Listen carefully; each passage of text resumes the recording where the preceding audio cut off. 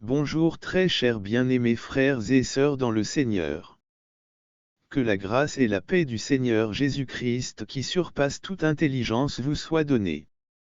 J'ai l'honneur de venir par cette présente vidéo vous faire part de ce message qui vous est destiné pour ce temps qui sonne le glas de l'avènement de notre Seigneur dans ce pays béni, message que j'ai nommément intitulé « La vision des trois tuniques de loin de Dieu pour la République démocratique du Congo ». Je vous remercie infiniment d'avance de ce que vous m'accordez ce précieux temps de parole ainsi que votre cordiale et auguste attention. Pour ce qui me concerne d'abord. Je suis le frère Gildor Pambonou. Je suis de nationalité congolaise. Je suis un politologue de formation. À propos, Dieu ordonne que le prophète qui a eu un songe, raconte ce songe, et que celui qui a entendu sa parole rapporte fidèlement sa parole d'après ce qui est écrit dans le livre de Jérémie au chapitre 23, verset 28. Faire le contraire de cette recommandation, c'est désobéir délibérément à Dieu. Sur ce, le message que je vous apporte aujourd'hui est tiré du songe que j'ai eu le 20 septembre 2010 vers 5 heures du matin. Dans ce rêve, je voyais l'homme mystérieux qui m'a été présenté, dans le rêve précédent, comme étant loin de Dieu pour la République démocratique du Congo debout quelque part devant son bourreau. Puis, j'ai vu ce dernier lui rendre 3 belles chemises de fête toutes neuves de couleurs différentes et encore empaquetées, et il lui a indiqué qu'il les a posées sur la table. Il y avait là une chemise neuve de couleur jaune, une chemise neuve avec des stries vertes, et une chemise neuve de couleur mauve. Sur ce, j'ai demandé à Dieu de me révéler des vérités qui entourent ce mystère, et il m'en a donné la révélation des années plus tard. Au fait, il m'a dit que le mystère de ce songe se rapporte au mystère de la tunique de Joseph. La Bible nous renseigne que ce dernier était le plus aimé par son père Jacob parmi ses 11 frères parce qu'il l'avait eu dans sa vieillesse. Son père lui avait fait une très belle tunique de plusieurs couleurs. Ses frères virent que leur père l'aimait plus que tout, et ils le prirent en haine. Ils ne pouvaient lui parler avec amitié jusqu'au jour où ils le vendirent à des marchands d'esclaves en lui dépouillant de sa tunique, Genèse 37. Au fait, Dieu m'a révélé que la tunique en soi représente le pouvoir et les couleurs de sa tunique représentent spirituellement parlant les dons et talents de la personne qui la porte. De ce fait, Dieu m'a révélé les chemises neuves forment les 3 pouvoirs dont loin de Dieu pour le Congo est investi pour sa mission vocationnelle, celui-là qui nous a été présenté précédemment comme celui qui est encore captif en Égypte dans un sens spirituel et attend d'être divinement secouru. De là, il a été dépouillé de ses dons et talents que se sont appropriés ses ennemis. Mais au temps marqué, Dieu va se souvenir de lui pour lui restaurer et lui en remettre la possession pour qu'il soit porté sur le pinacle de la magistrature, selon qu'il est écrit dans le livre d'Ézéchiel chapitre 36, du 3e au 7e verset. Prophétise et dit, ainsi parle le Seigneur, l'Éternel, oui, parce qu'on a voulu de toutes parts vous dévaster et vous engloutir, pour que vous soyez la propriété des autres nations, parce que vous avez été l'objet des discours et des propos des peuples, montagne d'Israël, écoutez la parole du Seigneur, de l'Éternel.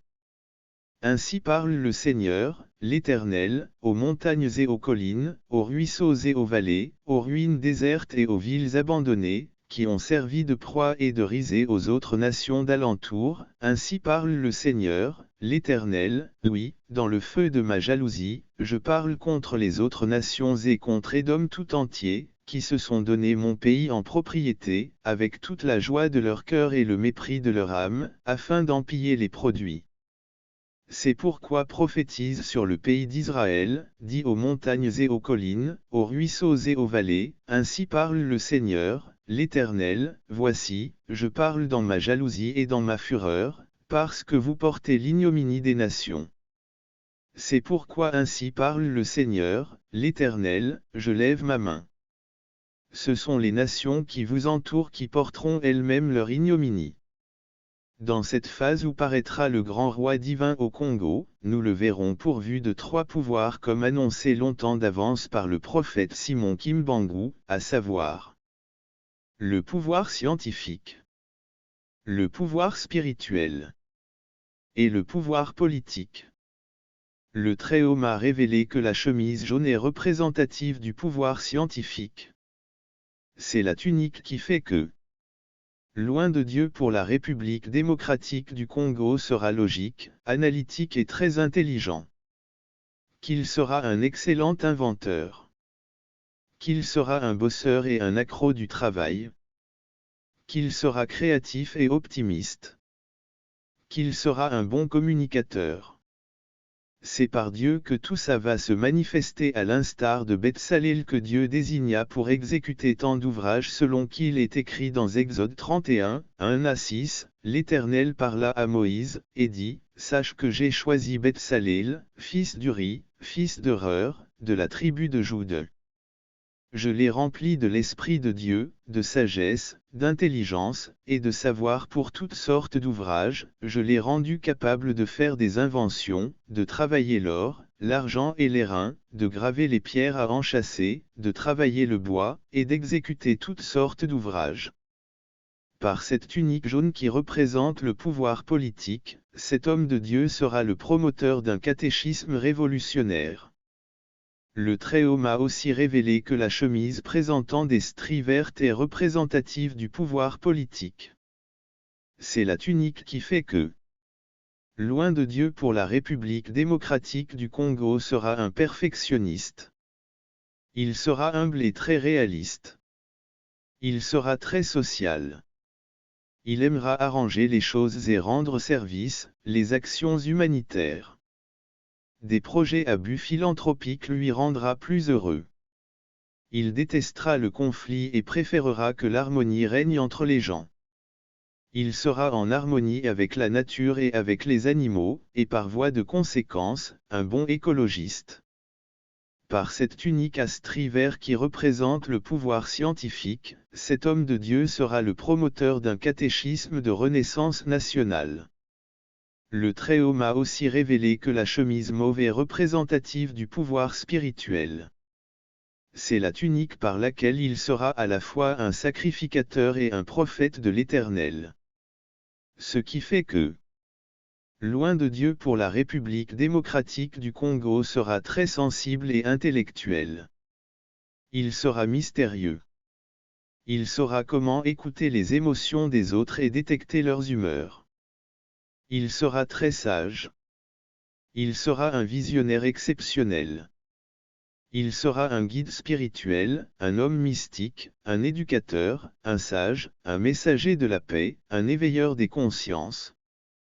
C'est par Dieu que tout ça va se manifester à l'instar de Daniel de qui on a rendu ce témoignage selon quoi on a trouvé en lui l'esprit des dieux saints, des lumières, une sagesse semblable à la sagesse des dieux, un esprit supérieur, de la science et de l'intelligence, la faculté d'interpréter les songes, d'expliquer les énigmes, et de résoudre les questions difficiles qui fit qu'on l'établit chef des magiciens, des astrologues, des chaldéens, des devins à Babylone. À lire dans Daniel 5, 11 à 12. Par cette tunique mauve qui représente le pouvoir spirituel, cet homme de Dieu sera le promoteur d'un catéchisme évangélique. Dieu m'a fait savoir que ces 3 tuniques sont restées toutes neuves parce que personne n'a pu les porter pour en tirer jouissance par l'activation de leurs vertus. Tels sont là parmi les talents et dons que Dieu a pourvus loin de Dieu pour la République démocratique du Congo et celui-ci a conscience qu'il en rendra des comptes à Dieu qui les lui a donnés comme dans la parabole des talents, car, cet homme ne viendra pas pour les choses de ce monde, il sera dévoué pour les choses du royaume de Dieu et donnera tout ce qu'il a comme dons et talents. Ce sera lui le sauveur et le défenseur que Dieu enverra pour délivrer le peuple congolais opprimé qui crie à l'Éternel à cause des oppresseurs, tel que décrit dans le livre d'Ésaïe 19, 20. Et il sera pour eux un abri contre le vent, un refuge contre la tempête et un courant d'eau dans un lieu desséché, tel que décrit dans le livre d'Ésaïe 32, 1 à 2. Tels sont là les atouts qui vont permettre à cet homme à prendre à bras le corps mieux que quiconque les revendications sociales du peuple pour le changement afin que les expectatives de ce dernier ne restent plus lettre morte. Ces revendications sociales pour le changement reposent tout bien considéré sur les exigences exprimées par la protestation collective du peuple congolais sur la gouvernance du pays en rapport avec ses expectatives fondées d'une part sur les projets de société de certains hommes politiques et d'autre part sur la conception qu'il se fait de son idéal qu'on peut toutefois qualifier à bon escient du rêve congolais. Cet aspect revendicatif est d'ordre à fustiger le fiasco dont fait l'objet l'État congolais dans l'exercice de ses prérogatives régaliennes et ses autres fonctions respectivement dévolues aux États modernes. Car l'État qui, d'un certain point de vue, est une personne morale personnifiant la nation à l'intérieur du pays dont il assure l'administration interne et externe devait s'illustrer tant bien que mal en bon promoteur du bien-être de sa population et en bon défenseur de ses intérêts. Le peuple congolais aurait souhaité avoir un État qui lui assure la sécurité sur tous les plans. Voici une tentative de traçage du portrait robot des revendications sociales congolaises vis-à-vis de son État sans pour autant prétendre à l'exhaustivité. Avoir un État qui sait dire le droit et rendre justice grâce à un pouvoir judiciaire jouissant pleinement de son indépendance. Avoir un État qui lui assure efficacement la sécurité intérieure et le maintien de l'ordre public avec le concours d'une police restructurée, disciplinée, efficace et bien rémunérée. Avoir un État qui lui assure efficacement la sécurité extérieure avec le concours des FARDC restructurés, disciplinés, efficaces, dissuasives et bien rémunérés. Avoir un État qui protège efficacement de la menace extérieure grâce à une diplomatie très efficace. Avoir un État qui sera pourvu d'une diplomatie active, disposant d'une feuille de route claire pour nous affranchir de la mise sous tutelle du pays.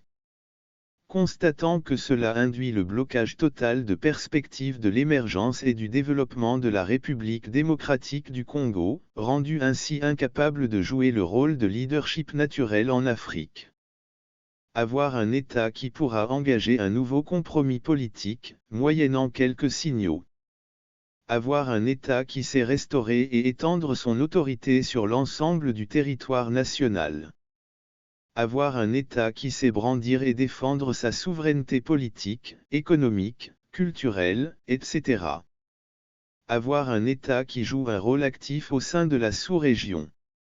Avoir un État-providence qui prend à bras le corps le social et l'économie dans une perspective de redistribution équitable des richesses et de prise en charge de certains risques sociaux.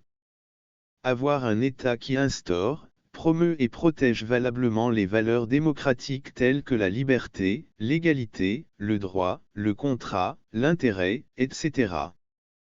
Avoir un État qui instaure, promeut et protège valablement l'état de droit dans ses trois principaux axes, à savoir les droits civils et politiques, les droits économiques, sociaux et culturels, les droits à la solidarité. Avoir un État qui promeut et protège valablement le droit de l'homme. Avoir un État apte à favoriser la cohésion nationale.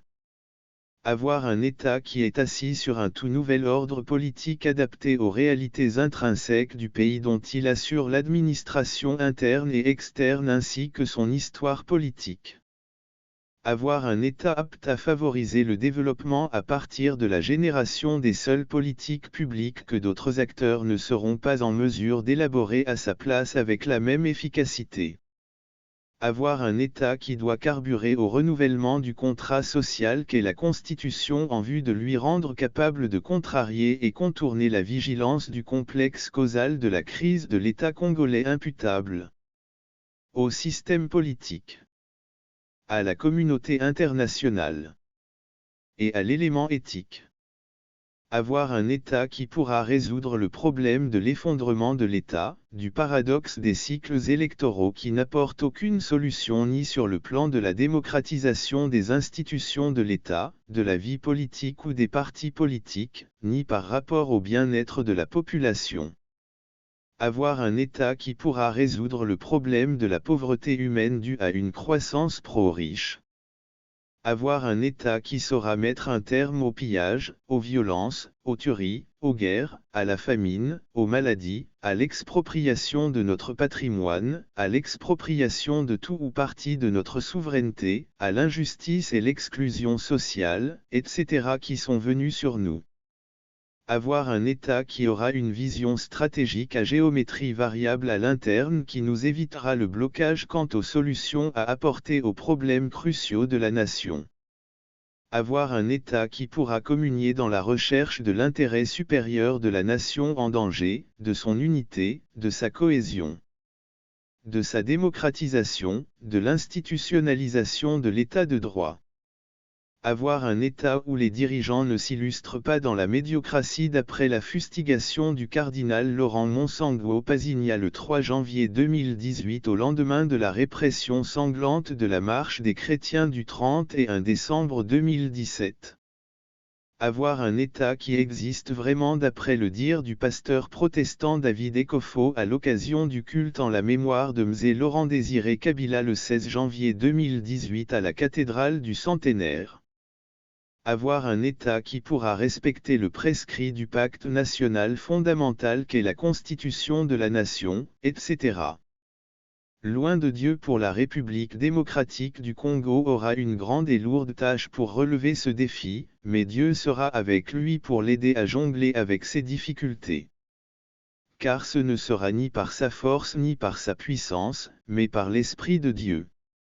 Sous son égide, l'Éternel fera de l'État congolais sa verge de fer, le sceptre de sa majesté et le bâton souverain de son commandement avec lequel il va conduire les peuples et briser les nations comme le vase d'un potier. Il sera à la fois, de la part de Dieu, le médecin par excellence de la nation congolaise et le remède souverain aux grands maux qui gangrènent notre société.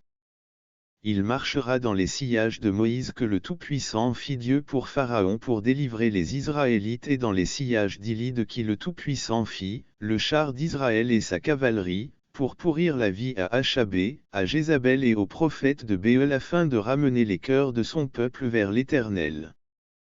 Il nous conscientisera de notre appel vocationnel pour nous faire marcher avec succès sur le chemin de notre destinée d'après le plan de Dieu pour ce pays, à savoir celui de faire de ce pays la lumière des nations dans ce monde perdu et celui de nous faire porter le salut jusqu'aux extrémités de la terre. Il mobilisera par le Saint-Esprit tous les Congolais pour qu'ils adhèrent à la vision pour que, tous ensemble, nous puissions travailler d'arrache-pied avec joie à l'accomplissement de la volonté de Dieu.